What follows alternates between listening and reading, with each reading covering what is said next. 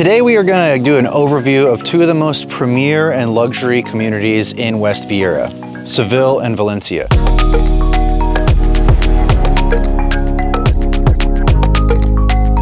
Both communities had custom builders such as Joyelle, Lifestyle, Stanley, and AMEC. Both communities have lot sizes coming in around 0.35 of an acre, and both communities are gated. However, there are subtle differences between the two.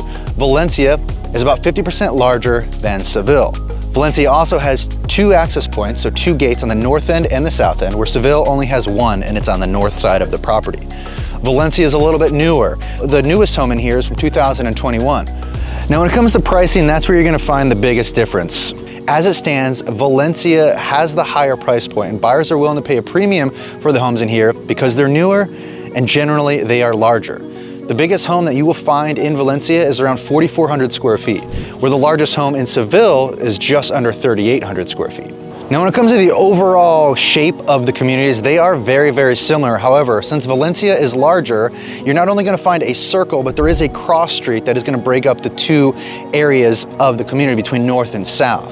Now, both communities are surrounded by water. It's kind of treated like an island, which is very cool. And in the middle, you're going to find a body of water. Over at Seville, there's one body of water, and down here in Valencia, there are two. If you're looking for a custom home in this area, Valencia and Seville should definitely be on your radar, as they are some of the most desired communities in our area, and we are not seeing a lot of sales. So clearly people like the homes and they're staying in the homes. And when they do go for sale, they sell very quickly. If you have any questions about Valencia, Seville, or any of the other custom luxury neighborhoods in this area, send me an email to shane@thebergmangroup.com.